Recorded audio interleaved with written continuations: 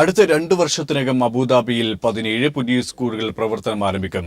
സ്കൂളുകളുടെ നിർമ്മാണ പ്രവർത്തനങ്ങൾ ദ്രുതഗതിയിൽ നടന്നുവരികയാണെന്ന് അബുദാബി എഡ്യൂക്കേഷൻ കൗൺസിൽ അറിയിച്ചു. ഇവ പ്രവർത്തന സജ്ജമാകുന്നതോടെ പുതിയ 24,000 കുട്ടികൾക്ക് സ്കൂൾ പ്രവേശനം സാധ്യമാകും. നടപ്പ് അധ്യയന വർഷം 19,944 കുട്ടികൾക്ക് പുതുതായി പ്രവേശനം ലഭിച്ചിട്ടുണ്ടെന്നും സ്വകാര്യ സ്കൂളുകളുടെ ആവശ്യം വർദ്ധിച്ചുവരുന്ന സാഹചര്യത്തിലാണ് പുതിയ സ്കൂളുകൾ സ്ഥാപിക്കുന്നതെന്നും അധികൃതർ അറിയിച്ചു. നിലവിലുള്ള സ്കൂളുകളിൽ കൂടുതൽ സൗകര്യം വർദ്ധിപ്പിക്കുമെന്നും എഡ്യൂക്കേഷൻ കൗൺസിൽ വ്യക്തമാക്കി. യുഎയിലെ പ്രമുഖ റീറ്റെയിൽ ഗ്രൂപ്പായ ടെക്കോർ ബിറ്റ്സിന്റെ പുതിയ ഔട്ട്ലെറ്റ് അബുദാബി ഐക്കാർഡ് റെസിഡൻഷ്യൽ സിറ്റിയിൽ ആരംഭിച്ചു.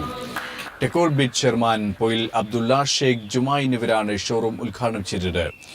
ടെക്കോർ ബിറ്റ് ഗ്രൂപ്പിന്റെ 40ാമത് ഷോറൂമാണ് അബുദാബിയിൽ ആരംഭിച്ചതെന്ന് ടെക്കോർ ബിറ്റ് retail general manager Abdul Zaheer Hameed അറിയിച്ചു. വരുന്ന ജൂലൈ മാസത്തോടെ ടെക്കോർ ബിറ്റിന്റെ ഔട്ട്ലെറ്റുകളുടെ എണ്ണം 50 ഉയർത്തുമെന്നും അധികൃതർ അറിയിച്ചു. ഇന്ത്യൻ സോഷ്യൽ ക്ലബ് കേരള വിഭാഗം ആരോഗ്യ മന്ത്രാലയത്തിന്റെയും കേന്ദ്ര രക്തബാങ്കിന്റെയും സഹകരണത്തോടെ രക്തദാന ക്യാമ്പ് സംഘടിപ്പിച്ചു.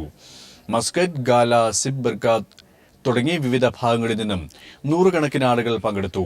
സംഘാടകരെ പോലും അമ്പരപ്പിച്ചുകൊണ്ടുള്ള പങ്കാളിത്തമാണ് ക്യാമ്പിൽ ഉണ്ടായതെന്ന് കേരള വിഭാഗം കോർഡിനേഷൻ കൺവീനർ സന്തോഷ് കുമാർ പറഞ്ഞു.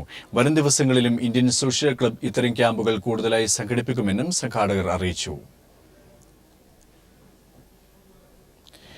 ഉത്സവ് 2016 മെഗാ ഷോയിൽ പങ്കെടുക്കാൻ നടൻ മോഹൻലാൽ ബഹ്റൈനിൽ എത്തി.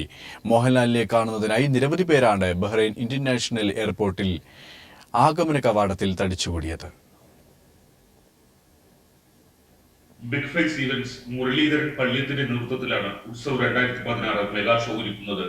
രാവിലെ എയർപോർട്ടിലെത്തിയ സൂപ്പർ മെഗാസ്റ്റാർ ലാലേട്ടനെ സ്വീകരിക്കാൻ നിരവധി പേരാണ് എയർപോർട്ടിലെത്തിയത്. താരത്തിന്റെ ഫോട്ടോ പതിച്ച പ്ലക്കാർഡുകളും ഫോട്ടോ പതിച്ച ടീഷർട്ടും അണിഞ്ഞ് മോഹൻലാൽ ഫാൻസും എയർപോർട്ടിലെത്തി. ചിട്ടയായി ക്രമീകരിച്ച ആഗമന കവാടത്തിന്റെ പുറംഭാഗം താരം പുറത്തിറങ്ങിയതോടുകൂടി കൈവിട്ടുപോയി. ഫോട്ടോയെടുപ്പും സെൽഫിയുമൊക്കെയായി താരത്തിന്റെ വാഹനത്തിനു ചുറ്റും ആരാധകർ നിറഞ്ഞു. Anil Thiru, news bureau, Bahrain.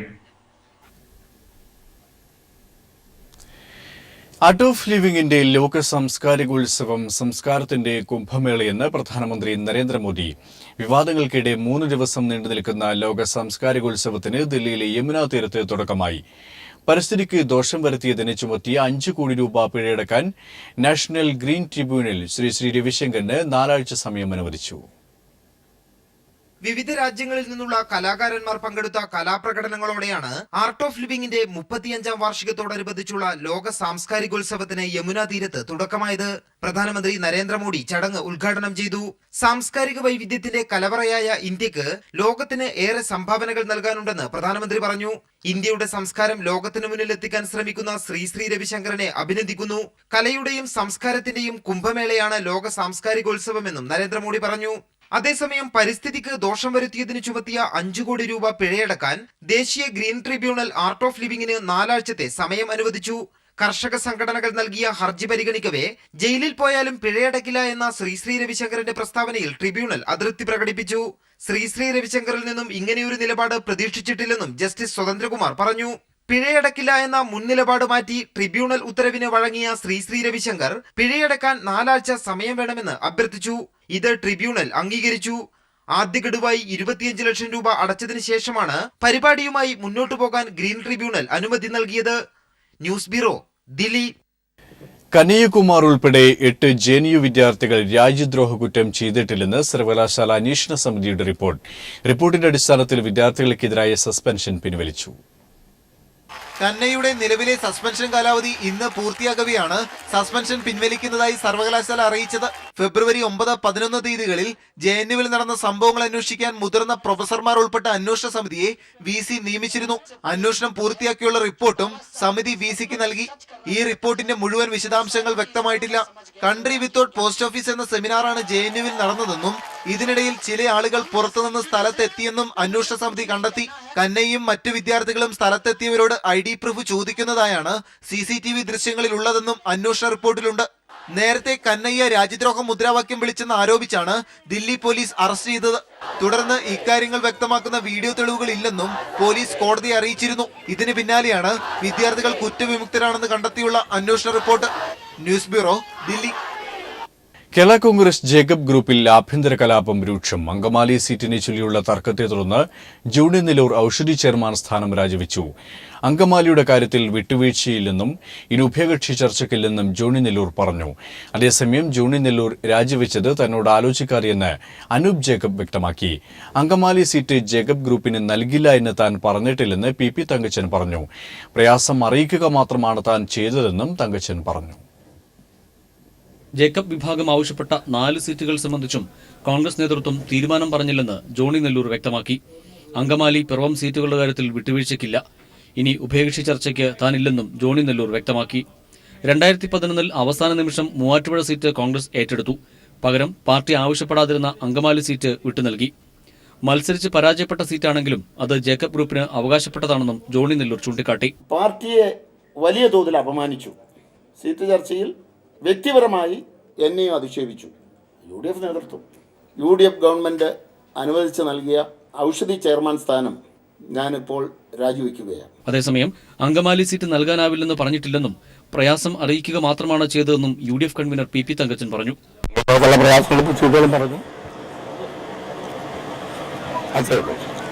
Jacob ഗ്രൂപ്പിനോട് Congress നേതൃത്വം അനീതി കാണിക്കുകയാണെന്ന് ജനാധിപത്യ Kerala Congress chairman Francis George പറഞ്ഞു.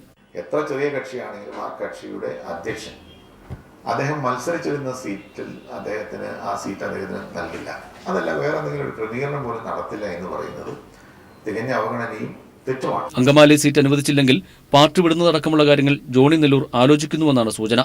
News bureau, Thiruvananthapuram. നിയമസഭാ തെരഞ്ഞെടുപ്പിൽ മത്സരിക്കാനില്ലെന്ന് CN ബാലകൃഷ്ണൻ. ഇക്കാര്യം CN ബാലകൃഷ്ണൻ പാർട്ടി നേതൃത്വത്തെ അറിയിച്ചു. തന്റെ സ്ഥാനാർത്ഥിത്വത്തെക്കുറിച്ച് പാർട്ടിക്ക് ഉചിതമായ തീരുമാനമെടുക്കാമെന്നും CN ബാലകൃഷ്ണൻ. കഴിഞ്ഞ 60 കൊല്ലമായിട്ട് ഞാൻ പറഞ്ഞിട്ടില്ല. അപ്പോൾ അതുകൊണ്ട് ഞാൻ പാർട്ടി നേതൃത്വത്തെ അറിയിച്ചിട്ടുണ്ട്. എന്നെ മാറ്റണമെങ്കിൽ മാറ്റാം, നിർത്തണമെങ്കിൽ നിർത്താം. അപ്പോൾ ഞാൻ എൻ്റെ അഭിപ്രായം പറഞ്ഞിട്ടുണ്ട്. അപ്പോൾ അങ്ങനെ നിൽക്കണം. ഇപ്പോൾ ഇരവിപുരം സീറ്റിനായി ലീഗ് RSP തർക്കം മുറുകുകയാണ്. RSPയുടെ ശക്തി കാണിക്കാൻ കൊല്ലം ജില്ലാ ലീഗ് പ്രസിഡന്റ് യൂനുസ് കുഞ്ഞിന്റെ വെല്ലുവിളി. ഇരവിപുരം RSPയുടെ സിറ്റിംഗ് സീറ്റാണെന്ന് A അസീസും നിലപാട് വ്യക്തമാക്കി. മുസ്ലിം ലീഗും RSPയുമായി ഇരവിപുരത്ത് നടക്കുന്ന പോസ്റ്റർ യുദ്ധത്തിന് പിന്നാലെയാണ് നേതാക്കൾ പരസ്യപ്രതികരണവുമായി രംഗത്തെത്തിയത്. RSPയുടെ ശക്തി തെളിയിക്കാനായിരുന്നു ലീഗ് കൊല്ലം ജില്ലാ പ്രസിഡന്റ് യൂനുസ് കുഞ്ഞിന്റെ വെല്ലുവിളി. ഇതുവരെ നയവഞ്ചന ഒന്നും ഇതുവരെ കാണിച്ചിട്ടില്ല. പോസ്റ്ററെ സംബന്ധിച്ചുള്ള ഉറവിടം എന്താണെന്ന് എനിക്കറിയില്ല. അതിനകത്ത് മറ്റൊരു കാര്യം പറഞ്ഞേക്കുന്നത് 140 മണ്ഡലങ്ങളിലും ഉമ്മൻചാണ്ടിയും കുഞ്ഞാലിക്കുട്ടിയും അനുഭവിക്കുമെന്നാണ് പറഞ്ഞത്. എല്ലാവരും കൂടെ ഈ 140 വണ്ടി കയറാൻ വേണ്ടി ഉള്ള RSPക്കാരുണ്ടോ എന്ന് എനിക്കറിയില്ല. കാരണം RSPയെ പറ്റി എല്ലാവർക്കും അറിയാം, നന്നേ ദുർബല പിന്നെ ഗർഭിണി എന്ന് പറഞ്ഞ കണക്കാണ്. ഇരവിപുരം RSPയുടെ സിറ്റിംഗ് സീറ്റാണെന്നും തർക്കത്തിന്റെ കാര്യമില്ലെന്നും A അസീസ് മറുപടി നൽകി. അല്ല, അത് അങ്ങനെ ഇല്ലല്ലോ. സിറ്റിംഗ് സീറ്റുകളെ സംബന്ധിച്ച് വളരെ നേരത്തെ തന്നെ തീരുമാനം എടുത്തു കഴിഞ്ഞതാണ്. ജയിച്ച സീറ്റുകളിലാണ് സിറ്റിംഗ് സീറ്റുകൾ. അത് ലീഗ് ഉൾപ്പെടെ സംബന്ധിച്ചതാണ്. പിന്നെ പ്രാദേശികമായിട്ടുള്ള ചില കാര്യങ്ങൾ മാത്രമേ ഉള്ളൂ. RSP കോൺഗ്രസ് 2ാം ഘട്ട ഉഭയകക്ഷി ചർച്ചയിലും സീറ്റ് വിഭജനം തീരുമാനമായില്ല. ചർച്ച തിങ്കളാഴ്ച തുടരും. ന്യൂസ് ബ്യൂറോ, കൊല്ലം, തിരുവനന്തപുരം. തിരുവമ്പാടി സീറ്റുമായി ബന്ധപ്പെട്ട് LDFും മലയോര വികസന സമിതിയും ചർച്ച നടത്തും. തങ്ങളുടെ ആവശ്യങ്ങൾ പരിഗണിക്കുന്നവരുമായി യോജിച്ച് പ്രവർത്തിക്കുമെന്ന് മലയോര വികസന സമിതിയുടെ നിലപാടിനോട് അനുകൂലമായി LDF പ്രതികരിച്ചതോടെയാണ് ചർച്ചയ്ക്കുള്ള സാധ്യതകൾ തെളിഞ്ഞത്. ചർച്ചയ്ക്കായി സമീപിച്ചാൽ LDF വാതിലുകൾ കൊട്ടിയടക്കില്ലെന്ന് CPM ജില്ലാ സെക്രട്ടറി P മോഹനൻ മാസ്റ്ററും 3 ദിവസത്തിനകം LDFുമായി ചർച്ച നടത്തുന്നതിനാവശ്യമായ നടപടികൾ സ്വീകരിക്കുമെന്ന് മലയോര വികസന സമിതി ചെയർമാൻ ചാക്കോ കാളംപറമ്പിലും പറഞ്ഞു. തിരുവമ്പാടി സീറ്റുമായി ബന്ധപ്പെട്ട് മുന്നോട്ട് വെക്കുന്ന ആവശ്യങ്ങൾ പരിഗണിക്കുന്ന ആരുമായും യോജിച്ച് പ്രവർത്തിക്കാൻ തയ്യാറാണെന്ന നിലപാട് താമരശ്ശേരി രൂപതയുടെ കീഴിൽ പ്രവർത്തിക്കുന്ന മലയോര വികസന സമിതി കഴിഞ്ഞ ദിവസം സ്വീകരിച്ചിരുന്നു. ഈ സാഹചര്യത്തിലാണ് LDF നിലപാട് വ്യക്തമാക്കിയത്.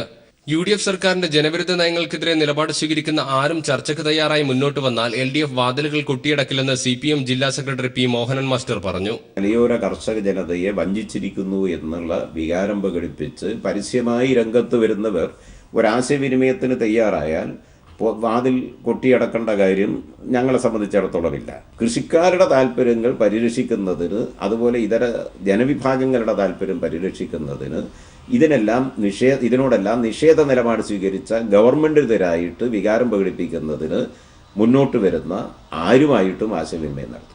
LDFന്റെ നിലപാട് സ്വാഗതാർഹമാണെന്നായിരുന്നു മലയോര വികസന സമിതിയുടെ പ്രതികരണം.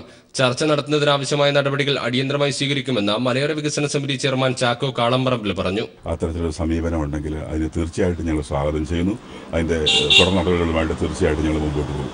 വളരെ അടിയന്തരമായിട്ട് അങ്ങനെ ഉണ്ടെങ്കിൽ 2-3 ദിവസങ്ങൾക്കുള്ളിൽ ബന്ധപ്പെട്ട ആളുകളുമായിട്ട് ഞങ്ങൾ സംസാരിച്ച ശേഷം അതിൻ്റെ തുടർ നടപടികളെക്കുറിച്ചുള്ള ആലോചനകൾ ചെയ്യും. തിരുവമ്പാടി സീറ്റിൽ മലയോര വികസന സമിതി സ്വന്തം നിലക്ക് സ്ഥാനാർത്ഥിയെ നിർത്തുമെന്ന് പ്രഖ്യാപിച്ചിരുന്നെങ്കിലും LDFുമായി ചർച്ച നടത്തിയ ശേഷം മാത്രമേ ഇനി ഇക്കാര്യത്തിൽ തീരുമാനമെടുക്കൂ. നേരത്തെ മുസ്ലിം ലീഗിന്റെ കയ്യിൽ നിന്ന് സീറ്റ് കോൺഗ്രസ് ഏറ്റെടുത്ത് കർഷക പ്രതിനിധിയെ സ്ഥാനാർത്ഥിയാക്കണമെന്നാവശ്യപ്പെട്ട് മലയോര വികസന സമിതി നേതാക്കൾ കോൺഗ്രസ് നേതാക്കളെ കണ്ടിരുന്നു. എന്നാൽ സീറ്റ് വിട്ടു നൽകാനാവില്ലെന്ന മുസ്ലിം ലീഗിന്റെ നിലപാടിനോട് യോജിച്ച് KPCC പ്രസിഡന്റ് VM സുധീരനടക്കം പരസ്യമായി രംഗത്തെത്തിയതിനെതിരെ മലയോര വികസന സമിതിക്ക് കടുത്ത അതൃപ്തിയുണ്ട്. ചർച്ച നടത്തി തീരുമാനമറിയിക്കാമെന്ന് മുഖ്യമന്ത്രി അടക്കമുള്ള കോൺഗ്രസ് നേതാക്കൾ അറിയിച്ചിരുന്നെങ്കിലും ദിവസങ്ങൾ പിന്നിട്ടിട്ടും തീരുമാനമറിയിക്കാതെ കോൺഗ്രസും UDFും തങ്ങളെ വഞ്ചിക്കുകയായിരുന്നുവെന്നാണ് മലയോര വികസന സമിതിയിലെ ഭൂരിഭാഗം അംഗങ്ങളും കരുതുന്നത്. Suju Kannan, news bureau, Kozhikode. 9,000 കോടി തട്ടിച്ചു മുങ്ങിയ വിജയ് മല്യ വിശദീകരണവുമായി രംഗത്തെത്തി. ട്വിറ്ററിലാണ് മല്യ വിശദീകരണം നൽകിയിരിക്കുന്നത്. താൻ ഒളിച്ചോടിയതല്ലെന്നാണ് വിജയ് മല്യ പറയുന്നത്. താൻ രാജ്യത്തെ നിയമവ്യവസ്ഥയെ ബഹുമാനിക്കുന്ന പൗരനാണെന്നും ബിസിനസ്സുകാരനെന്ന നിലയിൽ രാജ്യത്തിന് പുറത്ത് സഞ്ചരിക്കുന്നത് സ്വാഭാവികമാണെന്നും വിശദീകരിക്കുന്ന വിജയ് മല്യ താൻ മാധ്യമ വിചാരണയുടെ ഇരയാണെന്ന് കുറ്റപ്പെടുത്തുകയും ചെയ്യുന്നു.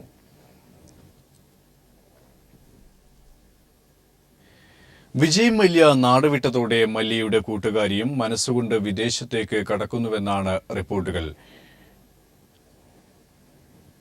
വിൻഡീസിനൊപ്പം അഭിനയിക്കാൻ പോയ ബോളിവുഡ് സുന്ദരി ദീപിക പദുക്കോണിനെ കഴിഞ്ഞ ദിവസം മാധ്യമങ്ങൾ കണ്ടെത്തിയത് ടെന്നീസ് സൂപ്പർ താരം നൊവാക് ജോക്കോവിച്ചിനൊപ്പമാണ്. ഓം ശാന്തി ഓമിലൂടെ ബോളിവുഡിൽ കാലുകുത്തിയ ദീപിക പദുക്കോൺ എന്ന നിഷ്കളങ്കയായ പെൺകുടിക്ക് പെട്ടെന്ന് സംഭവിച്ച മേക്ക് ഓവർ ആയിരുന്നു IPL നൽകിയത്. വിജയ് മല്യയ്ക്കൊപ്പം IPLൽ ബാംഗ്ലൂരിന്റെ എല്ലാ കളികളും കാണാൻ ദീപിക എത്തി. പതിയെ കൂട്ട് മകൻ സിദ്ധാർത്ഥിലേക്ക് മാറി. ഇപ്പോഴിതാ മല്യ നാടുവിട്ടതിനു പുറമെ ദീപികയും വിദേശത്തേക്ക് കണ്ണുവെക്കുകയാണ്. വിജയ് മല്യയ്ക്കൊപ്പം അല്ലെന്ന് മാത്രം. രൺവീർ സിംഗുമായുള്ള പ്രണയബന്ധം തുറന്നു പറഞ്ഞ് വലിയ വാർത്തകൾ സൃഷ്ടിച്ചിരുന്നു ദീപിക. വിവാഹത്തിലേക്ക് വരെ കാര്യങ്ങൾ എത്തിയ ശേഷമായിരുന്നു ബന്ധം പതിയെ അകന്നുപോയത്. പിന്നെ ദീപികയെ ലോകം കണ്ടത് സാക്ഷാൽ വിൻ ഡീസലിനൊപ്പമായിരുന്നു. ഇരുവരും ഒരുമിച്ച് അഭിനയിക്കുന്ന XXXന്റെ പോസ്റ്ററുകളും പ്രൊമോഷൻ വീഡിയോകളുമൊക്കെയായി സോഷ്യൽ മീഡിയ കാര്യങ്ങളങ്ങ് ഏറ്റുപിടിച്ചു. പക്ഷേ നായകൻ ഇപ്പോഴാണ് കഥയിലേക്ക് കടന്നു വന്നത്. മറ്റാരുമല്ല, ടെന്നീസിലെ ലോക 1-ാം നമ്പർ നൊവാക് ജോക്കോവിച്ച്. ഇരുവരും ഇക്കഴിഞ്ഞ ദിവസം അർദ്ധരാത്രി ഡിന്നറിന് ശേഷം ലോസ് ഏഞ്ചൽസിലെ ഒരു ഹോട്ടലിൽ നിന്നിറങ്ങവേ മാധ്യമപ്രവർത്തകരുടെ ക്യാമറയിൽ നല്ല ഭംഗിയായിട്ട് പതിഞ്ഞു. ചിത്രങ്ങൾ പുറത്തു വന്നതോടെ ഇരുവരും എവിടെ നിന്ന് ബന്ധം സ്ഥാപിച്ചു എന്നതായി അടുത്ത അന്വേഷണം. സംഗതി കുറച്ച് പുറകോട്ട് പോകണം. IPTL ടൂർണമെന്റിന് ജോക്കോവിച്ച് എത്തിയതു മുതലാണ് കാര്യങ്ങൾക്ക് തുടക്കം. പക്ഷേ അന്ന് ദീപിക വാർത്തകളിൽ നിറഞ്ഞത് റോജർ ഫെഡറിനൊപ്പമായിരുന്നു. പിന്നീട് ജോക്കോവിച്ചിന്റെ ഭാര്യയുമായി പദുക്കോൺ കൂട്ടായി. ഇക്കഴിഞ്ഞ വിംബിൾഡണിൽ ജോക്കോവിച്ചിന്റെ മത്സരം കാണാനും താരസുന്ദരി എത്തിയിരുന്നു. എന്നാൽ അവിടെയും ബലിയാടായത് പാവം ഫെഡററായിപ്പോയി. ഏതായാലും പുതിയ ചിത്രങ്ങൾ പാപ്പരാസികൾ ചർച്ചയാക്കി കഴിഞ്ഞു. ദീപികയുടെ ആരാധകർ തുടങ്ങിവെച്ച ട്വിറ്റർ അക്കൗണ്ടിലൂടെ വാർത്ത സ്ഥിരീകരിക്കുകയും ചെയ്തു. സംഗതി ഇവിടെ കൊണ്ട് തീരുമോ എന്ന് കാത്തിരുന്ന് കാണേണ്ടിയിരിക്കുന്നു. കാരണം ഇത് ദീപികയാണ്. News desk. മന്ത്രിമാർ പ്രസ്താവനകൾ പുറപ്പെടുവിക്കുമ്പോൾ ജാഗ്രത പാലിക്കണമെന്ന ഹൈക്കോടതി. KC ജോസഫിന്റെ മാപ്പപേക്ഷ തീർപ്പ് കൽപ്പിക്കവെയാണ് ഹൈക്കോടതിയുടെ പരാമർശം. വി ശിവൻകുട്ടി MLA സമർപ്പിച്ച കോടതിയലക്ഷ്യ ഹർജിയിലാണ് കോടതി തുടർ നടപടികൾ അവസാനിപ്പിച്ചത്. ജസ്റ്റിസ് അലക്സാണ്ടർ തോമസിനെതിരെ മന്ത്രി KC ജോസഫ് ഫേസ്ബുക്കിൽ അപകീർത്തികരമായ പരാമർശം നടത്തിയതിന് കോടതിയലക്ഷ്യ നടപടി സ്വീകരിക്കണമെന്ന വി ശിവൻകുട്ടി MLAയുടെ ഹർജിയിലാണ് ഹൈക്കോടതി തുടർ നടപടികൾ അവസാനിപ്പിച്ചത്. തനിക്ക് തെറ്റുപറ്റിയെന്നും നിരുപാധികം മാപ്പപേക്ഷിക്കുന്നുവെന്നും വ്യക്തമാക്കിയുള്ള സത്യവാങ്മൂലം സ്വീകരിച്ചാണ് കോടതി ഹർജിയിൽ തുടർ നടപടി അവസാനിപ്പിച്ചത്. മന്ത്രി നേരിട്ടെത്തിയാണ് കോടതിയിൽ ഖേദം പ്രകടിപ്പിച്ചത്. നേരത്തെ മന്ത്രി KC ജോസഫ് സമർപ്പിച്ച സത്യവാങ്മൂലത്തിൽ തനിക്ക് തെറ്റുപറ്റിയെന്നും നിരുപാധികം മാപ്പപേക്ഷിക്കുന്നുവെന്നും പറഞ്ഞിരുന്നു. എന്നാൽ കുറ്റം സമ്മതിച്ച ശേഷം മാപ്പപേക്ഷിക്കണമെന്ന ശിവൻകുട്ടിയുടെ അഭിഭാഷകൻ ആവശ്യപ്പെട്ടു. കോടതിയിൽ മാപ്പപേക്ഷിച്ച കാര്യം ഉൾപ്പെടെ മന്ത്രി ഫേസ്ബുക്കിൽ പിന്നീട് പോസ്റ്റ് ചെയ്തതായി കോടതിയെ അറിയിച്ചു. തനിക്ക് തെറ്റുപറ്റിയെന്നും മാപ്പപേക്ഷിക്കുന്നതായും സൂചിപ്പിച്ച് മറ്റൊരു സത്യവാങ്മൂലം കൂടി മന്ത്രി സമർപ്പിച്ചിരുന്നു. ഇത് ഉത്തമ വിശ്വാസത്തിലാണെന്ന് കണക്കിലെടുത്ത് മാപ്പപേക്ഷ സ്വീകരിക്കുന്നതായി കോടതി ഉത്തരവിൽ പറഞ്ഞു. എന്നാൽ ഇത്തരം നടപടികൾ ഇനി ഉണ്ടാകരുതെന്നും കോടതി ഓർമ്മിപ്പിച്ചു. വിധിയിൽ തൃപ്തിയുണ്ടെന്ന് മന്ത്രി KC ജോസഫ് പ്രതികരിച്ചു. എനിക്കൊന്നും പറയാനില്ല.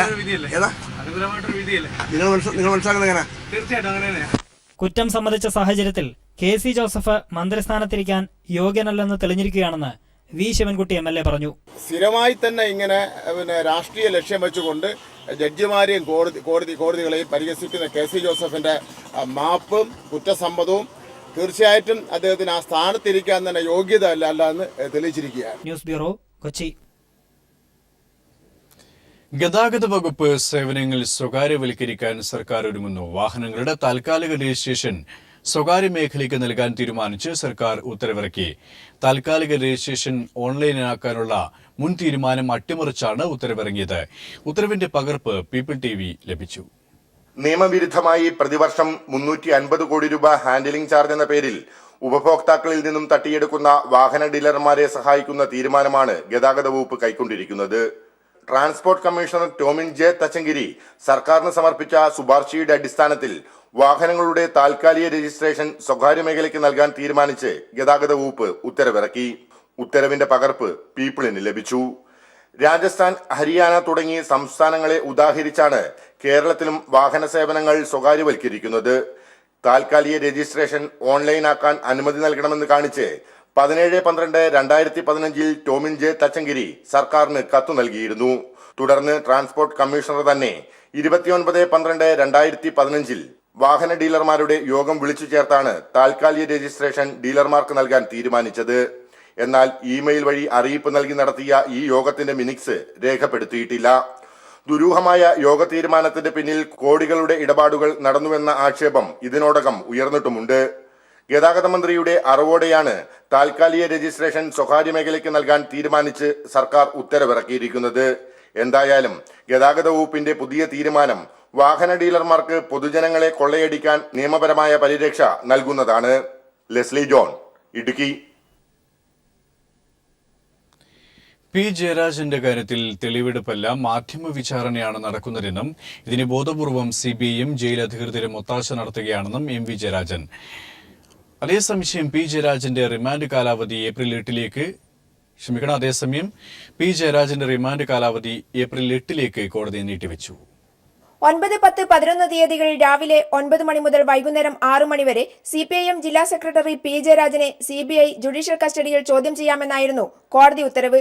ഉത്തരവ് ലഭിച്ച് 9-ാം തീയതി രാവിലെ P. ജയരാജനെ കോഴിക്കോട് മെഡിക്കൽ കോളേജ് ആശുപത്രിയിൽ നിന്നും സമ്മർദ്ദം ചെലുത്തി കണ്ണൂർ ജയിലിൽ എത്തിക്കുകയായിരുന്നു അധികൃതരെന്ന ആരോപണം നിലനിൽക്കെയാണ് ചോദ്യം ചെയ്യുമ്പോഴുള്ള ജയിൽ സൂപ്രണ്ടിന്റെ സാന്നിധ്യം മൂലം ശരിയായി ചോദ്യം ചെയ്യാൻ സാധ്യമാകുന്നില്ലെന്ന പരാതി CBI ഉയർത്തിയതായി റിപ്പോർട്ടുകൾ വരുന്നത്. ഇത് ബോധപൂർവം CBI സൃഷ്ടിക്കുന്ന തന്ത്രമാണെന്നും തെളിവെടുപ്പല്ല CPIMനെയും P. ജയരാജനെയും അപമാനിക്കും വിധത്തിൽ മാധ്യമ വിചാരണയാണ് നടത്തുന്നതെന്നും CPIM സംസ്ഥാന കമ്മിറ്റി അംഗം MV ജയരാജൻ ആരോപിച്ചു. ആശുപത്രിയിൽ വെച്ച് തെളിവെടുത്തിരുന്നെങ്കിൽ ജയിൽ സൂപ്രണ്ടിന്റെ സാന്നിധ്യം ഉണ്ടാകുമായിരുന്നില്ല. തങ്ങളുടെ ക്യാമ്പിലേക്ക് കൊണ്ടുപോയി ചോദ്യം ചെയ്യാൻ അനുമതി നൽകണമെന്ന് കോടതിയോട് ആവശ്യപ്പെടാനുള്ള സൗകര്യമൊരുക്കി കൊടുക്കുകയാണ് ജയിൽ സൂപ്രണ്ട് ചെയ്യുന്നതെന്നും അദ്ദേഹം ആരോപിച്ചു. CPIMനെയും P. ജയരാജനെയും അപമാനിക്കുന്ന വിധത്തിലുള്ള മാധ്യമ പ്രചാരവേദിയും വിചാരണയുമാണ് ഇപ്പൊ നടന്നു വരുന്നത്. മൊഴികൾ എടുക്കുമ്പോൾ ലഭിക്കുന്ന വിവരങ്ങൾ അടങ്ങുന്ന റിപ്പോർട്ട് കോടതിയിലാണ് സമർപ്പിക്കേണ്ടത്. അത് മാധ്യമങ്ങൾക്ക് നൽകുകയല്ല വേണ്ടത്. ഈ കടുത്ത മനുഷ്യാവകാശ ലംഘനത്തിനും പീഡനത്തിനുമെതിരെ ജനങ്ങളെ അണിനിരത്തി പ്രക്ഷോഭം സംഘടിപ്പിക്കാനാണ് CPIM ആഗ്രഹിക്കുന്നത്. മാധ്യമ വിചാരണയ്ക്ക് സഹായകമാവുന്ന വിവരങ്ങൾ കൈമാറിയവരെ കണ്ടെത്തണമെന്നും റിപ്പോർട്ടുകൾ വസ്തുതയല്ലെങ്കിൽ തുറന്നു പറയാൻ ഉദ്യോഗസ്ഥർ തയ്യാറാവണമെന്നും MV ജയരാജൻ പറഞ്ഞു. News bureau, Kannur. പാലക്കാട് മണ്ഡലത്തിൽ ശോഭാ സുരേന്ദ്രനെ സ്ഥാനാർത്ഥിയാക്കുന്നതിനെതിരെ BJP ജില്ലാ ഘടകത്തിൽ പൊട്ടിത്തെറി. ജില്ലാ തെരഞ്ഞെടുപ്പ് കമ്മിറ്റി ഓഫീസ് ഉദ്ഘാടനത്തിൽ നിന്നും ശോഭാ സുരേന്ദ്രനെ ഒഴിവാക്കി. നഗരസഭാ വൈസ് ചെയർമാനും സംസ്ഥാന സെക്രട്ടറിയുമായ C. കൃഷ്ണകുമാറിനെ സ്ഥാനാർത്ഥിയാക്കിയില്ലെങ്കിൽ രാജിവെക്കുമെന്ന് മണ്ഡലം ഭാരവാഹികളുടെ ഭീഷണി. ഇക്കഴിഞ്ഞ തദ്ദേശ തെരഞ്ഞെടുപ്പിൽ BJPയുടെ കണക്കനുസരിച്ച് 37,717 വോട്ടുകളാണ് പാലക്കാട് നിയമസഭാ മണ്ഡലത്തിൽ നിന്ന് BJPക്ക് ലഭിച്ചത്. 2011 നിയമസഭാ തെരഞ്ഞെടുപ്പിൽ 22,000 വോട്ട് BJP സ്ഥാനാർത്ഥി നേടിയിരുന്നു. പാലക്കാട് നഗരസഭയിലെ 18-ാം വാർഡിൽ ജില്ലാ പ്രസിഡന്റായിരുന്ന സി കൃഷ്ണകുമാർ അപ്രതീക്ഷിത ജയം തേടിയാണ് മുനിസിപ്പൽ വൈസ് ചെയർമാനായത്. ഇത്തവണ സിറ്റിംഗ് MLA ഷാഫി പറമ്പിലിനെതിരെ ശക്തനായ LDF സ്ഥാനാർത്ഥി വന്നാൽ അത് ഗുണം ചെയ്യുമെന്ന കണക്കുകൂട്ടലാണ് കൃഷ്ണകുമാർ അനുകൂലികൾ. കൃഷ്ണകുമാർ മത്സരിച്ചാൽ നായർ ബ്രാഹ്മണ പിന്തുണയും നിഷ്പക്ഷ വോട്ടുകൾ അനുകൂലമാകുമെന്നും ഇവർ പറയുന്നു. ഭൂരിഭാഗം മണ്ഡലം കമ്മിറ്റികളും കൃഷ്ണകുമാർ മത്സരിക്കണമെന്നാണ് ആവശ്യപ്പെട്ടത്. എന്നാൽ കോർ കമ്മിറ്റിയുടെ തീരുമാനം ശോഭാ സുരേന്ദ്രന് അനുകൂലമാണ്. ജില്ലയിലെ കൃഷ്ണകുമാർ വിരുദ്ധരുടെ പിന്തുണയും ഇതിനുണ്ട്. കഴിഞ്ഞ ലോക്സഭാ തെരഞ്ഞെടുപ്പിൽ 26,000-നടുത്ത് വോട്ടുകൾ മാത്രമാണ് പാലക്കാട് നിയമസഭാ മണ്ഡലത്തിൽ നിന്ന് ശോഭാ സുരേന്ദ്രന് ലഭിച്ചത്. സ്ഥാനാർത്ഥി നിർണയത്തിൽ ഇതെല്ലാം പരിഗണിക്കണമെന്നാണ് കൃഷ്ണകുമാറിനെ അനുകൂലിക്കുന്നവരുടെ അഭിപ്രായം. ശക്തമായൊരു മത്സരം കാഴ്ചവെക്കാമെന്ന സാധ്യതകൾക്ക് പാർട്ടിയിലെ ഭിന്നത മങ്ങലേൽപ്പിക്കുമെന്ന് വിലയിരുത്തുന്നവരും BJP-യിലുണ്ട്. കോർ കമ്മിറ്റി അംഗങ്ങൾ അവരവരുടെ സീറ്റുകൾ സ്വയം തെരഞ്ഞെടുത്തത് പാർട്ടിക്ക് ഗുണം ചെയ്യില്ലെന്ന അഭിപ്രായവും സജീവമാണ്. News bureau, Palakkad. പ്രായപൂർത്തിയാകാത്ത മകൻ ഔദ്യോഗിക വാഹനം ഓടിച്ച സംഭവത്തിൽ IG സുരേഷ് രാജ് പുരോഹിതിനെതിരായ അന്വേഷണം അട്ടിമറിച്ചു. അന്വേഷണം പ്രഖ്യാപിച്ച് 2 ആഴ്ച കഴിഞ്ഞിട്ടും ആഭ്യന്തര വകുപ്പ് ഉത്തരവിറങ്ങിയില്ല. IGയുടെ മകൻ വാഹനം ഓടിക്കുന്നതിന്റെ ദൃശ്യങ്ങൾ നേരത്തെ പുറത്തുവന്നിരുന്നു. Police academy IG Suresh Raj പുരോഹിതിന്റെ പ്രായപൂർത്തിയാകാത്ത മകൻ പോലീസ് വാഹനം ഉപയോഗിക്കുന്ന ദൃശ്യങ്ങൾ പുറത്തുവന്നതോടെ സംഭവത്തിൽ അന്വേഷണം നടത്തുമെന്ന് ആഭ്യന്തരമന്ത്രി രമേശ് ചെന്നിത്തല പ്രതികരിച്ചിരുന്നു. എന്നാൽ സംഭവം വിവാദമായി 2 ആഴ്ച പിന്നിടുമ്പോഴും ഇക്കാര്യത്തിൽ അന്വേഷണം നടത്താൻ ആഭ്യന്തര വകുപ്പ് ഉത്തരവിട്ടിട്ടില്ല. IGയുടെ മകൻ പോലീസ് വാഹനം ഉപയോഗിക്കുന്നത് ചൂണ്ടിക്കാട്ടി അക്കാദമിയിലെ പോലീസ് ഉദ്യോഗസ്ഥർ മുമ്പ് പരാതി നൽകിയിരുന്നു. എന്നാൽ ആഭ്യന്തര വകുപ്പ് ഈ പരാതിയും അവഗണിച്ചു. വാർത്തയുടെ അടിസ്ഥാനത്തിൽ വടക്കാഞ്ചേരി സ്വദേശി KT ബെന്നി നൽകിയ പരാതിയിൽ IGക്കെതിരെ കേസെടുത്ത് അന്വേഷണം നടത്താൻ തൃശൂർ വിജിലൻസ് കോടതി ഉത്തരവിട്ടിരുന്നു. പ്രായപൂർത്തിയാകാത്ത IGയുടെ മകൻ ഡിപ്പാർട്ട്മെന്റ് വാഹനം ഉപയോഗിച്ചത് ഗുരുതരമാണെന്ന് കോടതി നിരീക്ഷിച്ചു. ഇതിനിടെയാണ് ആഭ്യന്തര വകുപ്പ് നടപടിയെടുക്കാതെ IG സുരേഷ് രാജ് പുരോഹിതിനെ സംരക്ഷിക്കുന്നത്. News bureau, Thrissur.